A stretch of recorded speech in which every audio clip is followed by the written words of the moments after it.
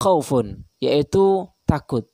Ada air tapi takut untuk mengambilnya, maka itu juga disebut tidak ada. Kita tahu, kita yakin, oh di rumah si fulan itu ada air, oh di sungai sebelah rumah fulan itu ada air, tapi kita takut untuk mengambilnya. Takut kenapa?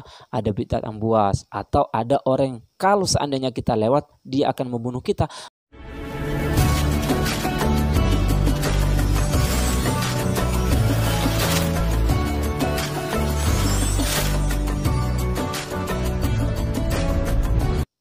Assalamualaikum warahmatullahi wabarakatuh. Bismillahirrahmanirrahim. Al-Fatiha ruhi sayyidina wa habibina wa syafi'ina Rasulullah Muhammad bin Abdullah. Thumma ila ru'abaihi wa ikhwanihi minal anbiya wal mursalin. Thumma ila ruhi Husain Ahmad Ja'far bin Saykhan As-Segaf wal Habib Abdul Qadir bin Husain As-Segaf, Abu Bakar Muhammad As-Segaf wa usulihim wa furu'ihim. Thumma ila ruhi Husain Sayyid Ahmad bin Rahman Syadiri wa usulihi wa furu'ihi. Thumma ila ruhi Husain Abdul Rahman wa Muslimah wa usulihima wa furu'ihima wal muntasib خاصة ثم والدنا ووالديكم وأمواتنا وأمواتكم وأموات المسلمين عامة وإلى حضرة نبي محمد صلى الله عليه وسلم. الفاتحة. أعوذ بالله من الشيطان الرجيم. بسم الله الرحمن الرحيم. الحمد لله رب العالمين الرحمن الرحيم مالك يوم الدين.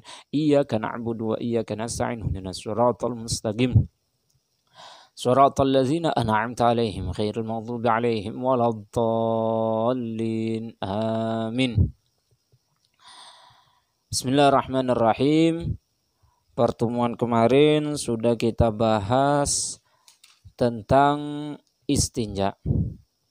Kemarin kita sudah bahas tentang istinja. Istinja atau cebo itu bisa menggunakan air ataupun batu ataupun kedua-duanya, itu yang afdal, batu dulu baru air. Kemudian kita menginjak bab berikutnya yaitu bab tayamum, halaman 23 dalam kitab Yaqutun Nafis. Bismillahirrahmanirrahim.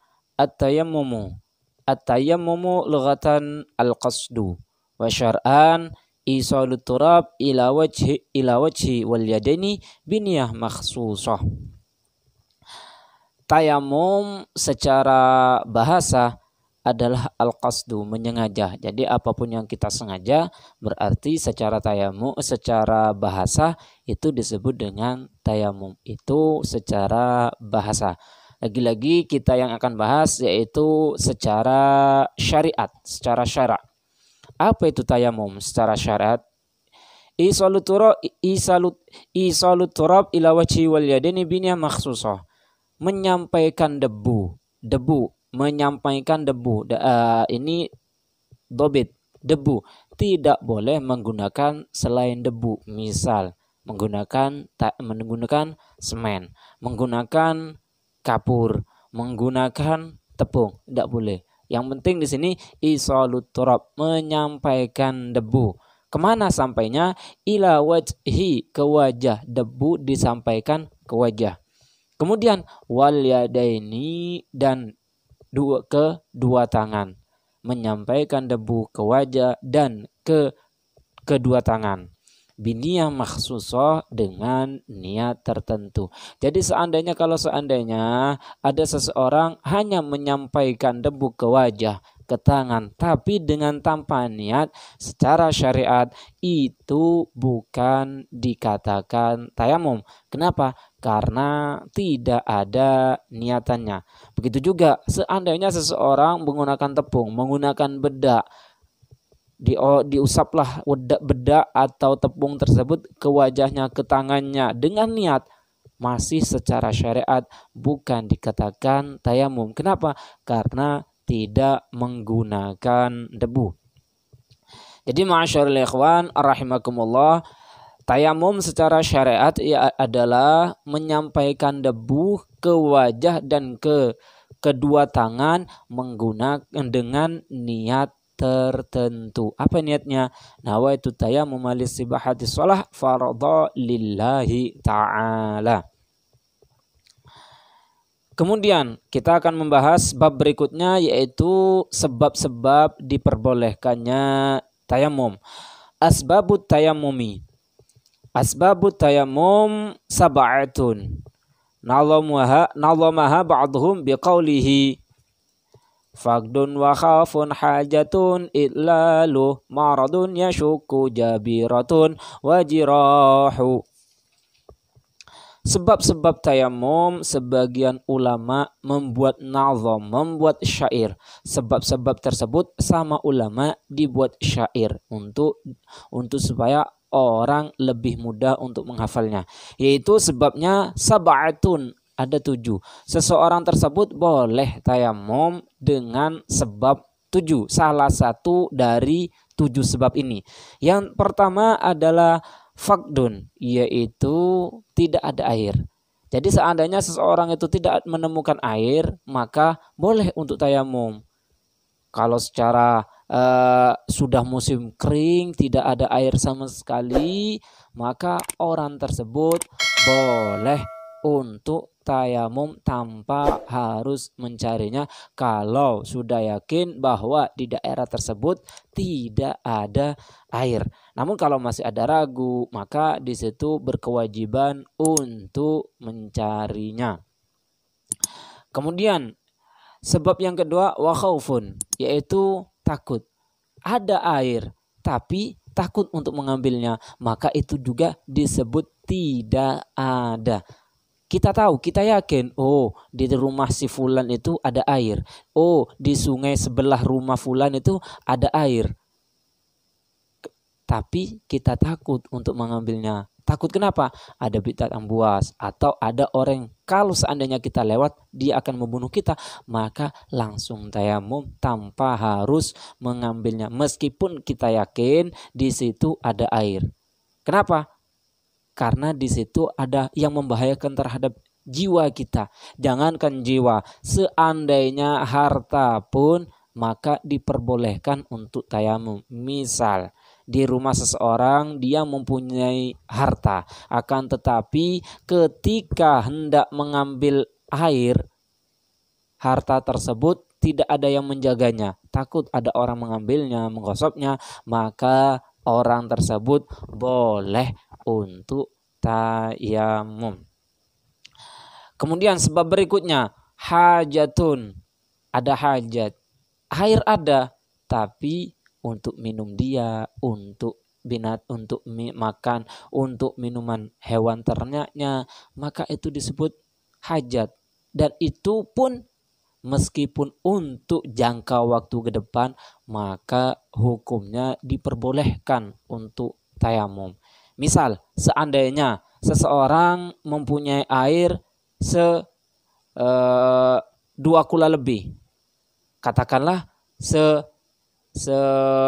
sekolam, mempunyai air yang sekolam 5.000 liter, tapi air cuma tinggal itu saja, sedangkan kebutuhan dia untuk minum dalam seminggu cuma itulah, kebutuhan minum binatang ternak cuma itulah, maka meskipun dia mempunyai air, dia dihukumi tidak mempunyai air. Kenapa? Karena untuk kebutuhan dia dan kebutuhan binatang ternak dia.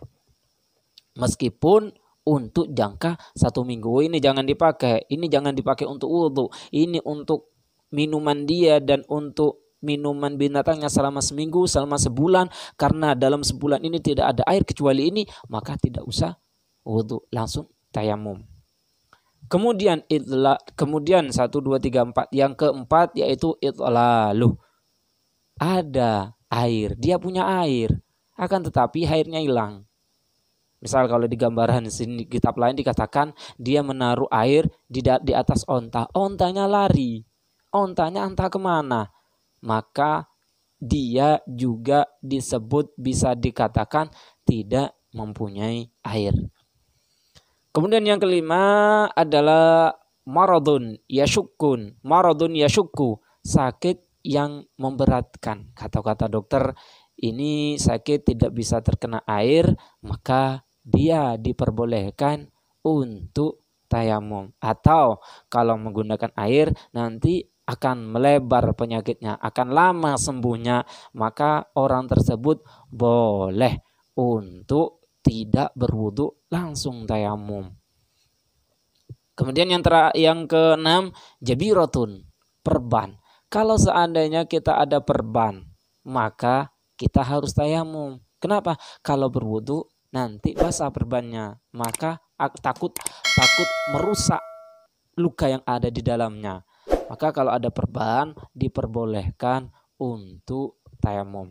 Dan terakhir, jirah wa jirah, luka. Begitu juga luka di tangan, maka kita tayamum. Dan tayamumnya itu ketika kita hendak membasuh yang ada luka tersebut. Misal luka di tangan, maka kita wudu, wajah dulu dibasuh, kemudian tangan, kemudian sisa seandainya di sini yang luka tidak usah dibasuh, yang sehat dibasuh. Setelah itu baru kita tayamum. Setelah tayamum seperti biasa, tangannya diusap, tayamum, wajah, tangan. Habis itu kita ngelanjut wudunya, yaitu sebagian kepala, kaki, dan seterusnya. Pakai tertib. Jadi ma'asyiral ikhwani rahimakumullah, sebab-sebab tayamum, sebab-sebab seseorang diperbolehkan tayamum yaitu ada 7. Yang pertama, tidak ada air. Yang kedua, ada air tapi takut untuk mengambilnya. Yang ketiga, ada air tapi airnya untuk keperluan dia atau keperluan binatang dia. Kemudian yang keempat, ada air tapi airnya hilang. Yang kelima, ada air tapi dia tidak boleh menggunakan air karena sebab sakit. Yang keenam, ada air tapi dia tidak boleh menggunakan air karena ada perban. Yang ketujuh, ada air cuma dia ada luka, maka dihukumi tidak ada air, boleh dia untuk bertayamum. Itulah penjelasan tentang syarat sebab-sebab diperbolehkan tayamum. Mudah-mudahan yang sedikit ini bisa kita fahami bersama dan semoga kita selalu dalam lindungan Allah. Amin amin ya rabbal alamin. Untuk pertemuan berikutnya kita akan membahas tentang syurutut tayamum, syarat tayamum, yang mana di situ ada 12. Mungkin itu yang bisa saya sampaikan, kurang lebihnya mohon maaf. Wabillahi taufiq wal hidayah, wabirridha wal inayah. Wassalamualaikum warahmatullahi wabarakatuh.